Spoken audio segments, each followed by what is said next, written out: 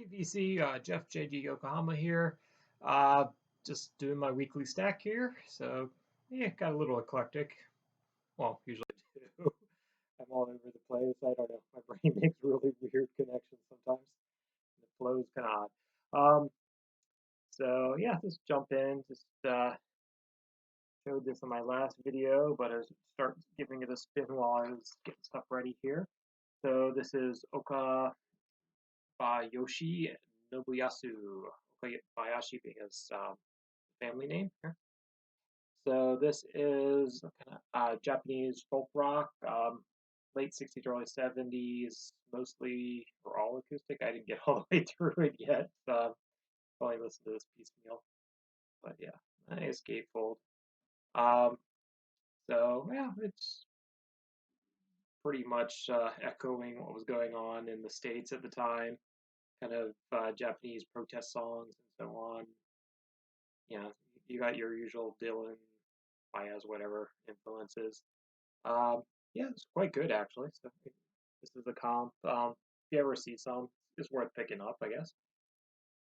If you're into that sort of thing. This was that's a weird sound. Okay, okay, I guess that's fine. Okay, weird sounds in the house.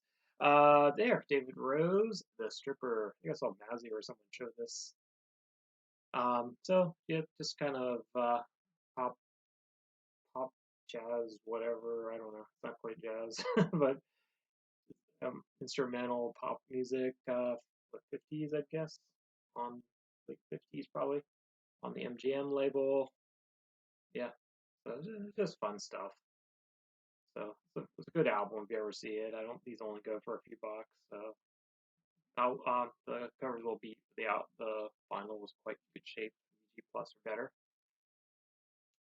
So this one, yeah, everyone knows this one. The River. This was a Japanese pressing I picked up in Japan. I just unsealed this last night. It was sealed. Um, it might have been a reseal. I'm not 100% this was untouched, but yeah, the vinyl was still near mint. But yeah, I don't know if this was like a regular thing. So I see this all the time in Japan, but I always assumed it was the collectors doing it.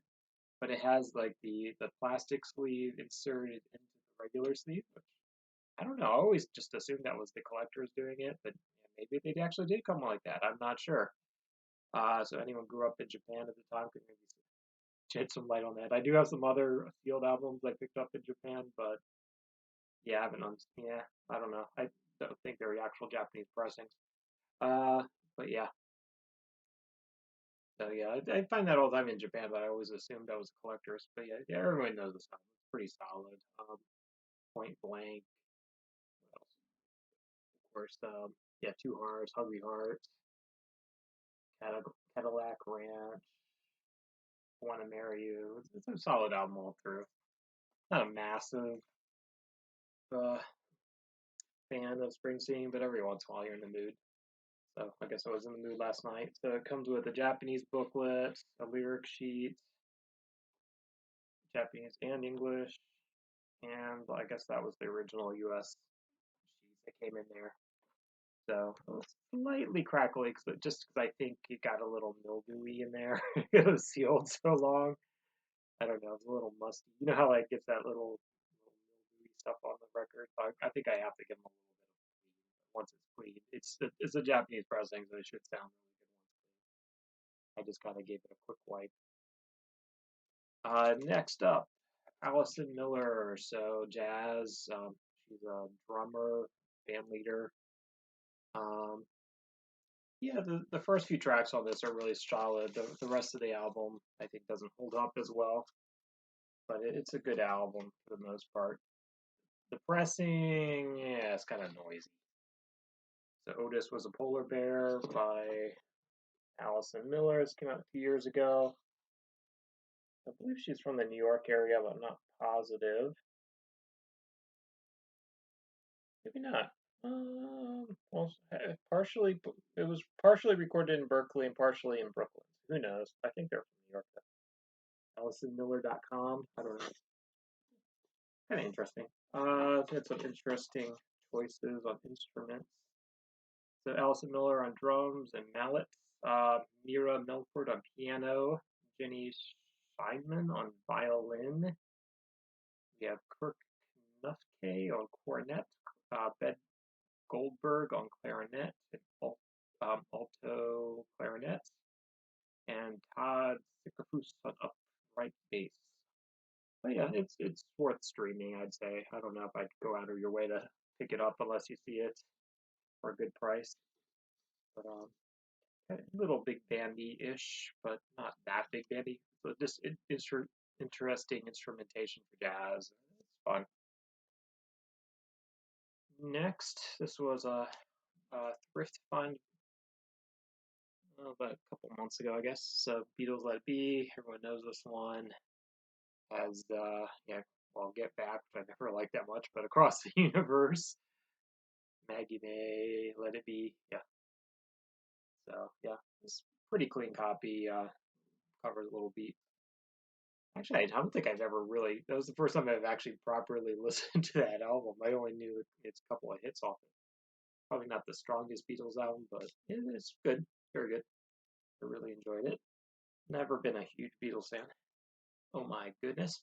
Okay, but next we have Le Orme. So this is an Italian prog slash psych band. So this one's a little more on the psyche side, and the ones I streamed after this go a little more in the prog direction, as seems to be the trend of the time.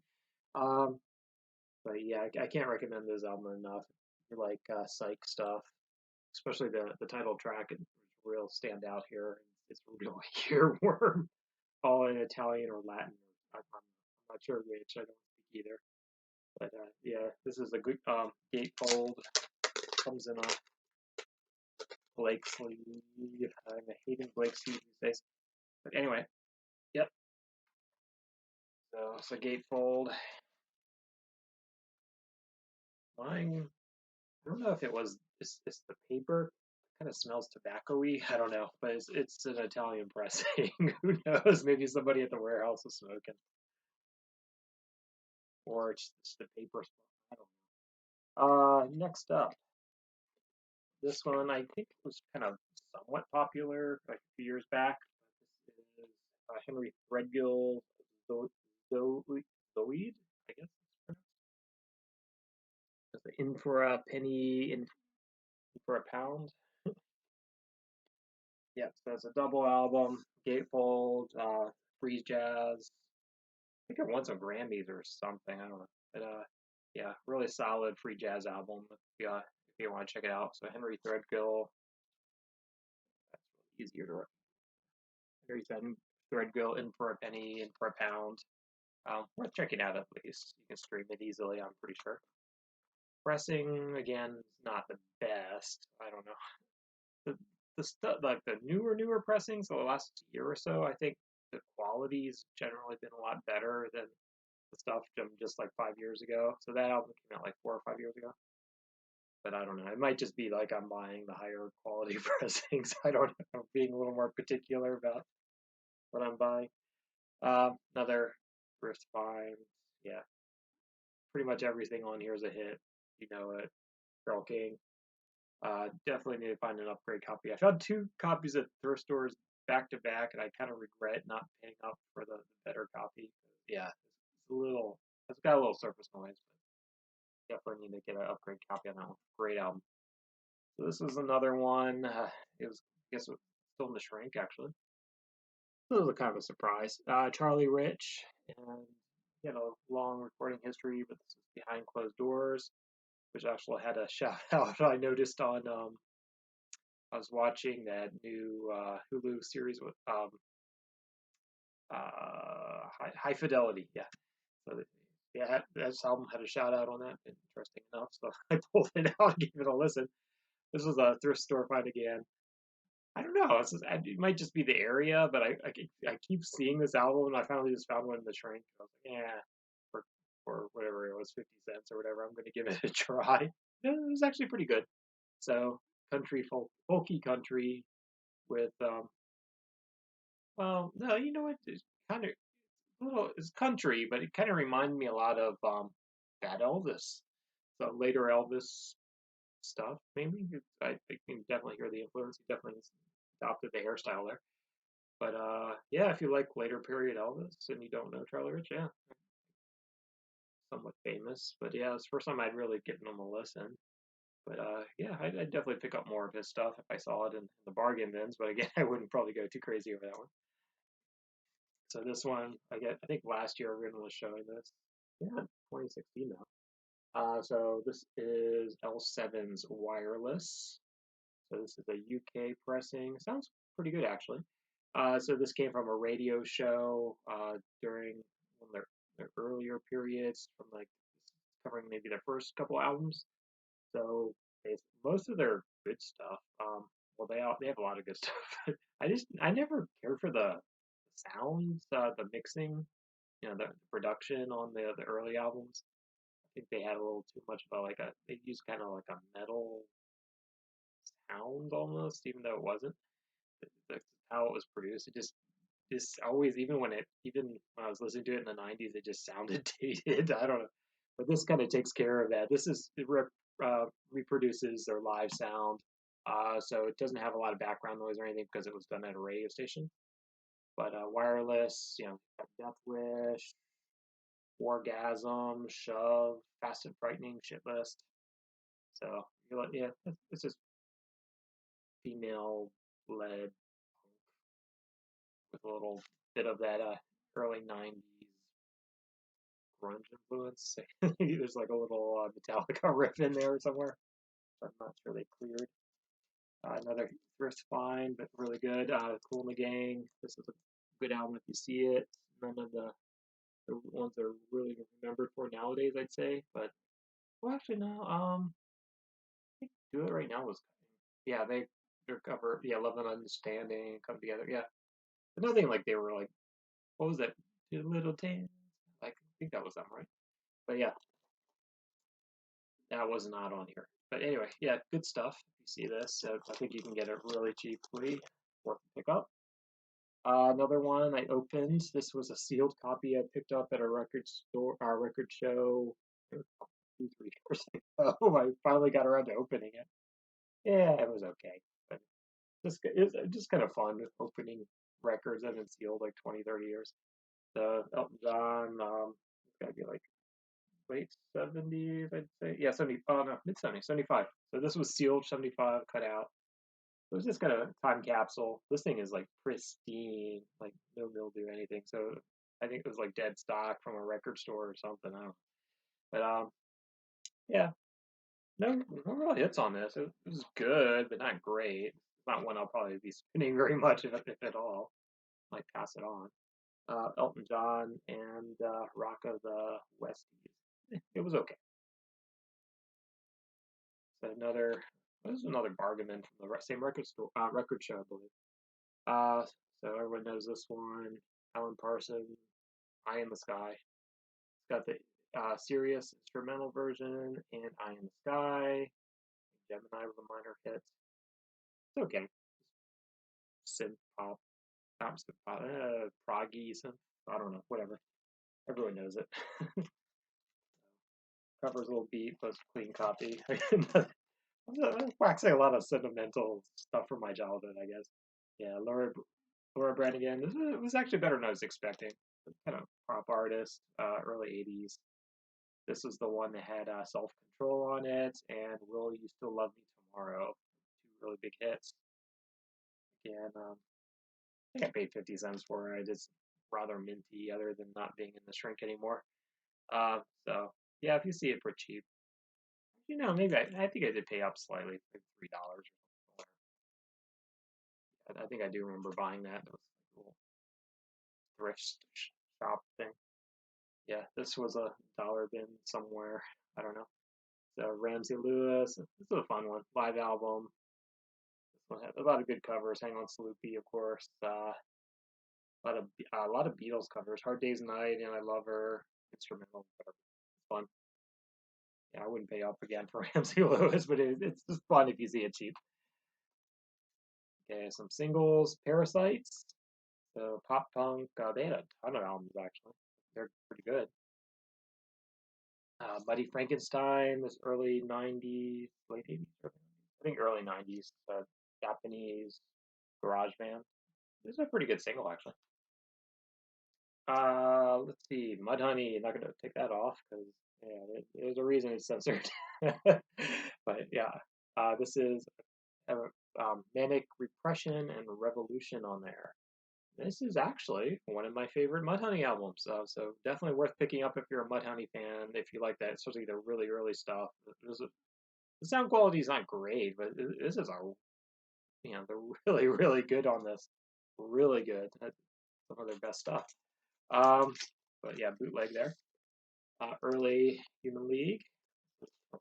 Bought this years and years ago. Probably was a thrift shop. I don't know. Might have picked it up at the record store. Who knows? But yeah, still really good condition. That was from my high school or middle school collection. I don't know. But yeah, if you don't know Human League, you're missing out. But yeah, that one's it's a little bit darker than their proper hits, but a really good album. Next, this was a first find recently. Didn't really know anything about this guy, but quite good. David Bromberg. Did he might have just died? I can't remember, man. But he's shown up a couple of times recently in the VC. But yeah, he's still no, I guess he's still around. He's still recording.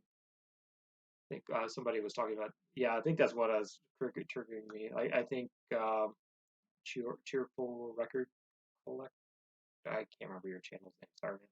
But I think he was going on to some of his signed vinyl or something. He brought him up. But kind of yeah, folky, bluesy, good stuff. Guitarist. So yeah, this one. Yeah, the first like I wasn't quite sure what to think like the first like 5 minutes or so, but I just really got into it later. So this is definitely going back on the turntable soon. Bromberg. So I guess he would have a. I think he did a lot of studio work too. Don't know. I don't research these videos, guys. Sorry. Hawkwind. So this is a German pressing stereo. I think probably they were all stereo at that point. So I picked this up in Japan. The vinyl looks really clean, but it's still not a very great sounding pressing, or it's just somebody had a really bad needle. So German pressing. So this is that one. Andre Osler. I didn't notice that. So it has I know who screwed it up now. But yeah, it's got the fold out. Yeah, kind of cool.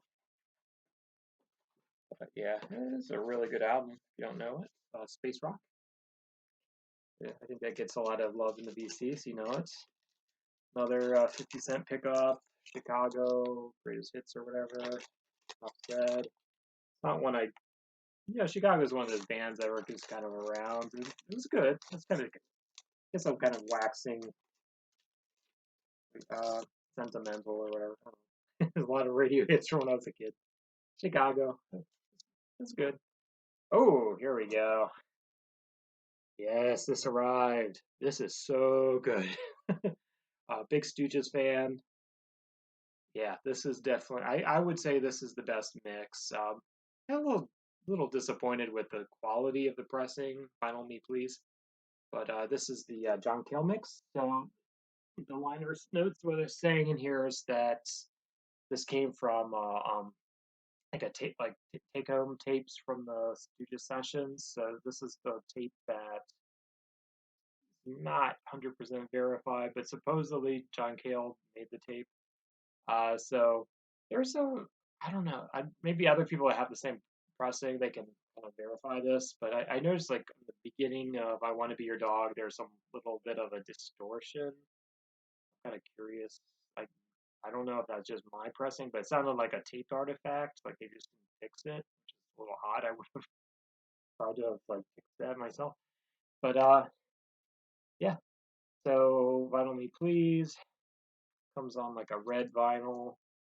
But yeah, they redid the order of the album. I think it flows a little better than the original. The original, I always like the songs, but I just for me, it's overflowed. This is a better flow.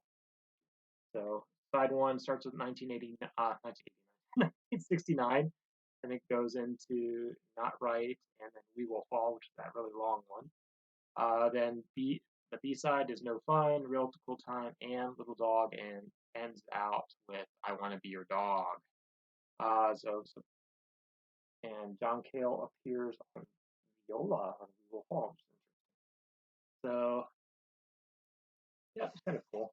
So it has this kind of, probably not going to show up very well. This has this kind of red, black, brown, black, I guess black swirly vinyl. It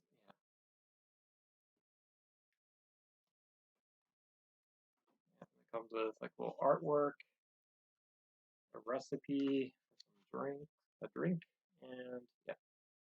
So yeah, I'd say this is the superior version, but honestly, I was a little disappointed with the quality of the Vinyl Me Please pressing. But I think this is really the only way to get the album and have it sound good. So I'll try cleaning it up, but yeah, it was I was surprised. I thought Vinyl Me Please was supposed to be a better pressing, but it was a little crackly. And like, yeah, there was some distortion, like I said, on the last track, which I don't know. I'd be curious if other people had the same issue. So if it's my pressing, I want to get a new copy. And then last up, this is the last thing. Actually, I think I went in reverse order. I think I showed this one. Yeah, everyone knows it. Good album. Another thrift find. So yeah, so I got to put all this stuff back on the shelf now. So yeah, have a good week, everyone. Take care and stay safe. Signing out. I'll keep this short. I want to get on some other stuff today. Later.